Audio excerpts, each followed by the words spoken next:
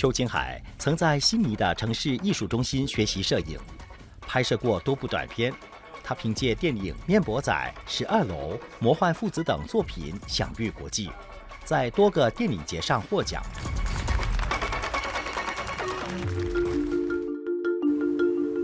I had this friend called Damien Sin, right? Now, Damien would write horror stories. And one day he called me up. He said, hey, I've got this compilation of horror ghost stories. Can you help me draw them? Because I used to like to draw a lot. And I said, yeah, sure, So he gave me these stories to look at. And there was one story called One Last Cold Kiss that sort of just went into my system and it didn't leave. And the story was about a man working in a mortuary, and he's always dealing with dead bodies. But one day he finds this beautiful girl that has come in, and he decides to bring her home and have a relationship with this dead body. 在1990年代，邱金海的电影在一系列国际电影节取得的成功，可以说是开启了新加坡当代本土电影的先河。他的崛起也为年轻的电影人增添了信心和勇气。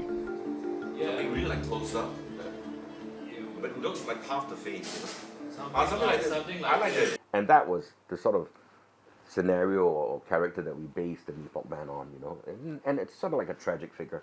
Now, Damien actually, unfortunately, he was a heavy drug addict. He was into heroin, but he had a lot of ideas. So he really wanted to show the bowels of Singapore, it's like to show Geylang. We shot a lot of areas in Singapore that are no longer there now or have changed drastically. So it was really a film of that era, that period. And he had this fascination with rejected people not on the mainstream, the disfranchised, the poor, the suffering. And in that sense, Damien was a very sort of compassionate person. And he wrote the script for me, I still remember, like in less than 2 weeks. So he had adapted his short story from the book, fleshed it out into Mee Pok Man. 邱金海电影作品的出现，是新加坡电影历史上的一大突破。And Singapore Film Commission is still riding strong. It's still there, and it's totally beneficial because with that you have directors like Royston, you have Jun Fung, you have Anthony. It's just wonderful. And I would say that Singapore is small, right? We're like 5 point whatever million, and actual Singaporean PRs maybe closer to 2.8 thereabouts. But hey, a lot of our directors are actually traveling, and they're going to places like Chris has won at Locarno, and it's good. 而梁志强在不同的方向上走出了自己的电影之路。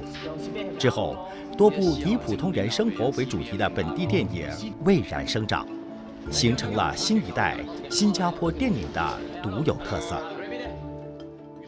所以我们在90年代上世纪90年代，我们看到的一个特征就是说，我们看到邱金海崛起，我们看到梁志强崛起，两个人走的那种方向，似乎是完全相反的。尤其邱金海他的面膜仔，那么慢慢走向这个国际的时候，国际的当时的一个反应就是说，我们以为新加坡就是一个光鲜亮丽、这么干净的一个地方，那么大家都很乖的一个国家。那现在我们看到的，原来新加坡也有在底层挣扎的，我们也有看到一些比较黑暗的阴暗面。那所以呢，等于是开阔了一个眼界。你看啦，我这把年纪了，我说我也能 English， 要不然我的孙每天用 English 骂我。1998年5月，梁志强的《钱不够用》和魏明耀的《Forever Fever》几乎同时出现在荧幕。这两部独立制作的影片，标志着新加坡本土电影的创新与进步。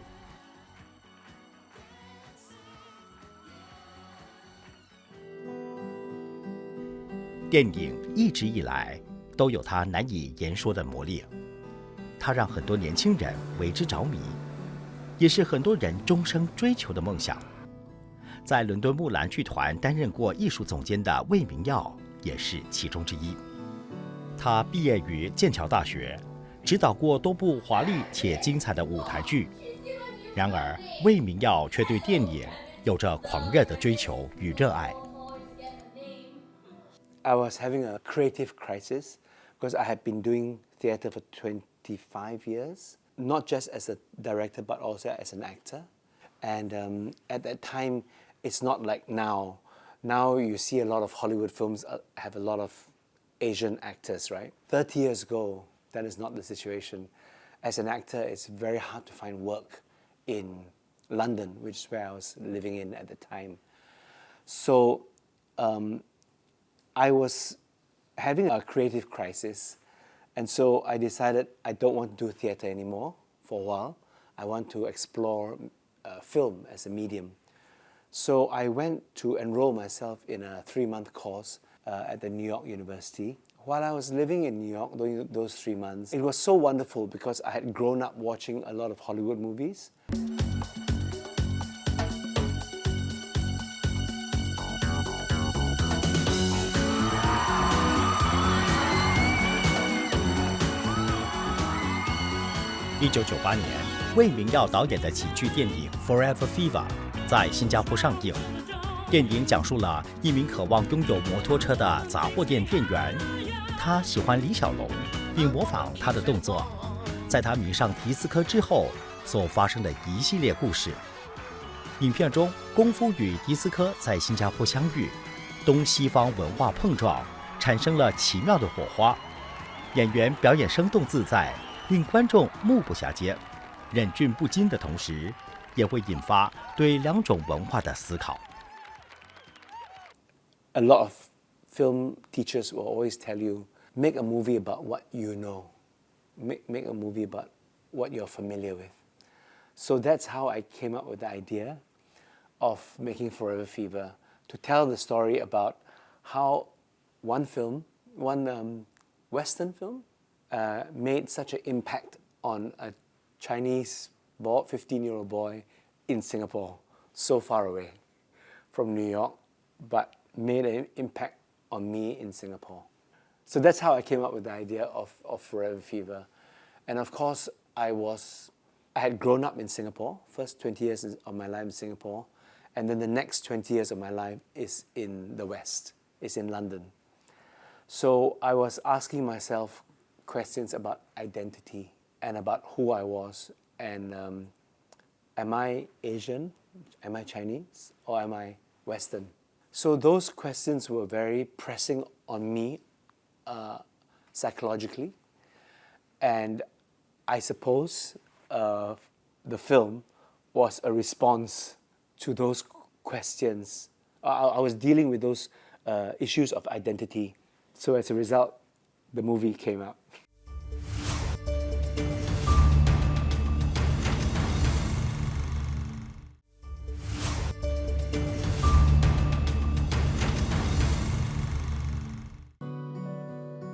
魏敏耀出生于1962年的新加坡，他成长时期的历史背景决定了他受西方文化的影响颇深。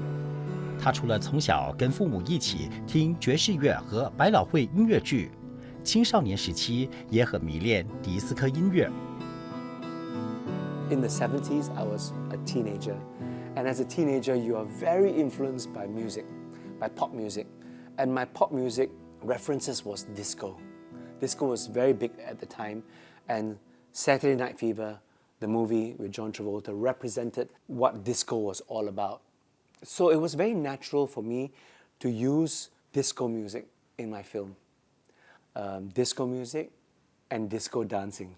I suppose I was just very, very lucky. I mean, I made a film which was very personal to me, and which said something about the issues that I was dealing with: identity, sexuality, gender. Who am I? Am I a boy who loves Bruce Lee, because I grew up with Bruce Lee as well? Or am I a boy who prefers disco dancing and prefers, has a new icon like John Travolta? So I was torn, right? So I used in my film these two icons, Bruce Lee and John Travolta, as symbols of the things I was dealing with my own identity.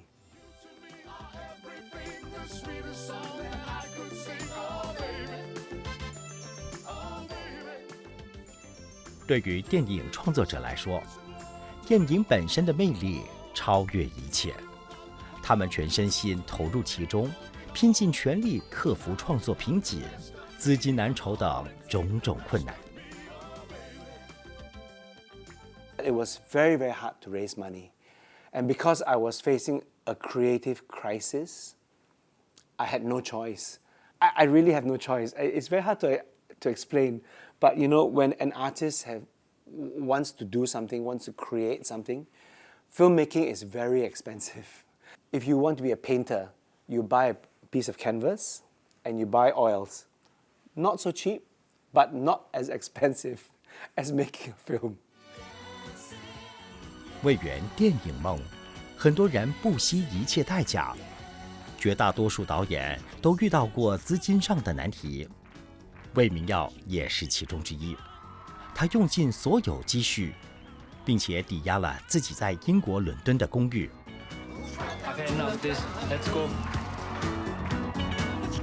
After playing the role of M. Butterfly opposite Anthony Hopkins in the West End in 1989, so there was nowhere to go with my acting career in London. Directing theatre in London was also very, very difficult as a Chinese director 33 years ago. Very, very difficult. I have no choice. I have to try making films.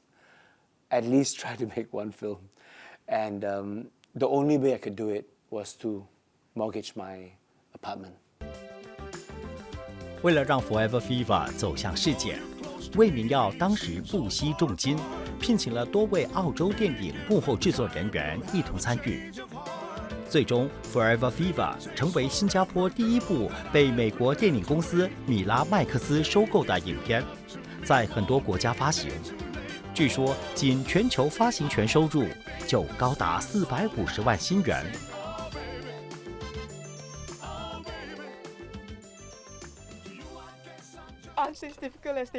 在2009年，魏明耀的第2部电影《The Blue Mansion》面世，讲述了一位土生华人黄眉大亨在神秘离奇死亡后，以鬼魂的身份回归，并试图在家人和警察的帮助下揭示他死亡的真相。这部电影获得第13届上海国际电影节亚洲新人奖最佳影片提名。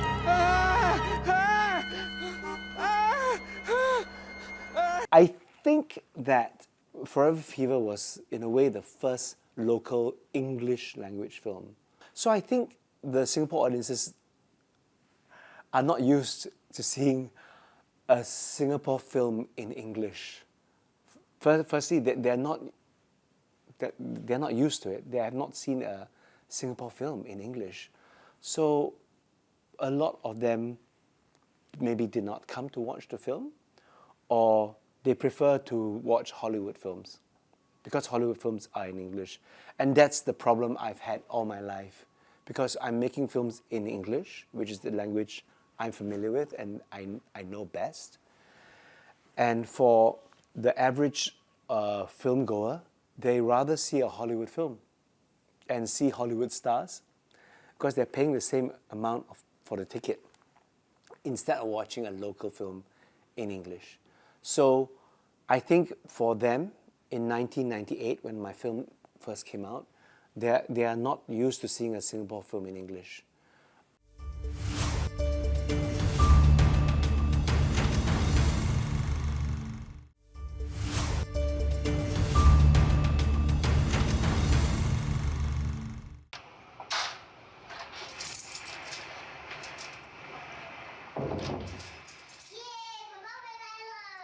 自1998年的《钱不够用》大获成功后，时隔10年，梁志强又以原班人马创作推出了电影《钱不够用2》，票房突破了480万新元，成为2008年的本地票房冠军。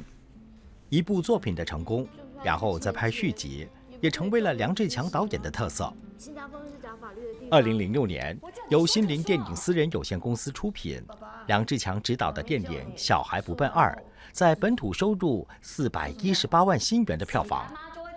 这部投资只有150万新币的本地电影，进入当年票房前3名，带给新加坡电影人极大的信心和激励。你跟他讲不用担心啊，讲啊，讲啊。新加坡有很多东西可以讲，是看你从什么角度讲。你看政府部门的日子，他不可以讲啊，他也可以讲啊，票房也很好，大家看得很开心啊。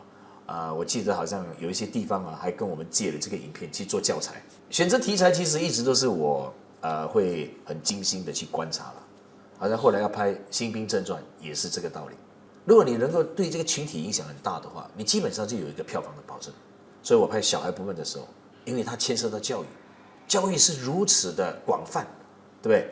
从小到大，每个人都会经过教育的洗礼，你也会受到教育的折磨，然后呢，你会成长，而这个过程它就是一个很精彩的故事了。这里这么多小孩子，你还一面驾车一面讲电话。出演小孩不笨的著名演员刘千亿对梁志强导演的创作印象深刻。讲小声，你听得到吗？你讲话可以不要一直老子吗？老子讲老子是老子的事，老子讲老子还轮到你来讲老子？你给我下车！你给老子下车！要拍这些搞笑的东西如果是我个人的看法，他说第二没有人会拍第一的。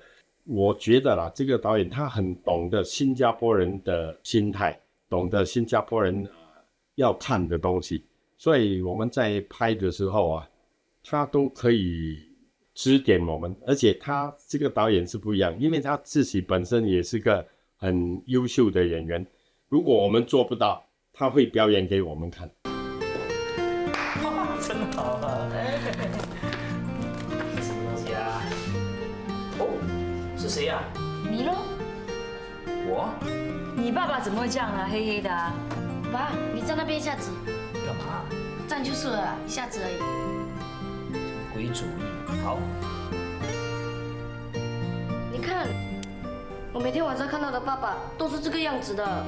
在我的创作当中，我就是慢慢的让我的电影里面有一些意义，让大家看完这个戏不只是笑，笑完了之后你真的有东西拿回去。当时我们这样想的时候，有些时候人家会觉得你太天真了吧，看电影就看电影了，还要去学什么东西的。可是我觉得不是啊，如果你真的能够有一些很重要的东西让大家学习，他们会记得的。这个电影经过了21年了，在21年里面你常常会听到人家讲起这个电影，讲起里面的情节，讲起里面的几句台词，我觉得我们就是达到了这样的效果。你以前都不这样对我的。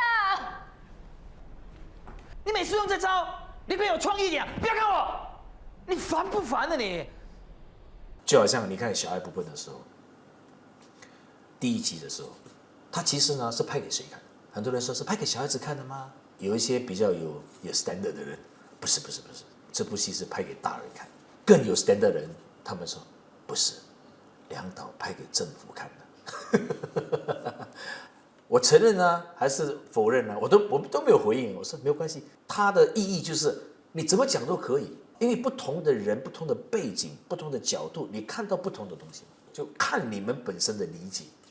剧本方面呢，我觉得他是非常认真，他的风格就是他拍完一部戏，他会叫很多那些 focus group 来看，就是不同阶层的人、不同职业、不同阶层的人，大概有30个人这样来看他的毛片，他就还没有剪辑给人家看，然后他就从旁边观察那些人的反应，他觉得反应不好的话，他会重拍。我比你好一点我从帮人养满外口，我帮伊到倒落，伊就放到倒落，我帮伊养满外口，还佫真正是外口放，也无你去内面放，还变喏。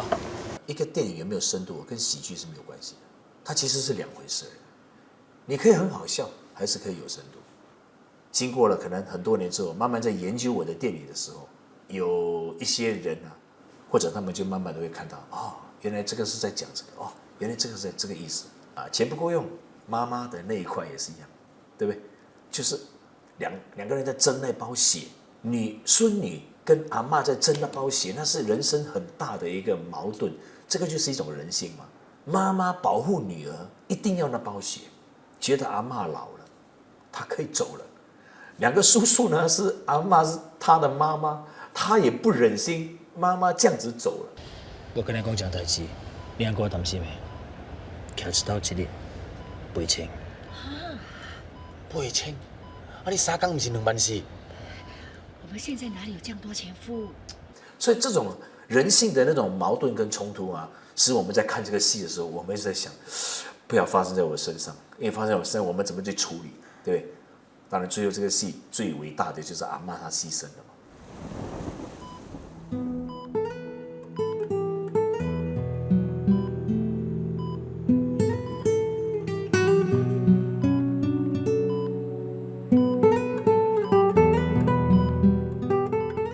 喜欢感动的是因为热忱的感动，他因为爱的感动。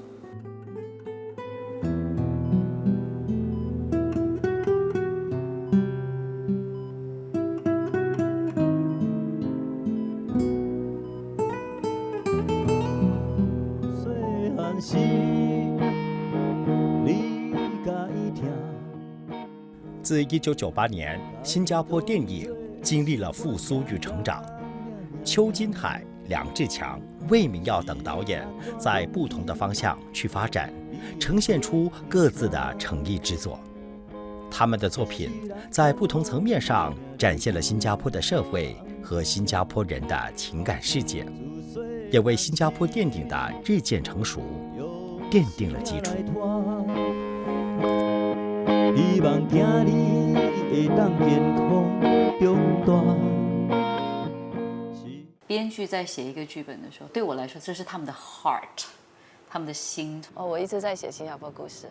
当然，拍电影是一种文化的记忆。很多年后，我也希望人家会看到 Singapore Dreaming 的电影，然后可以看哦，那个是以前搭的 bus， 然后就是以前他们用的手机是这样的，然后那个时代的人想的梦想是那样的，我们有什么改变？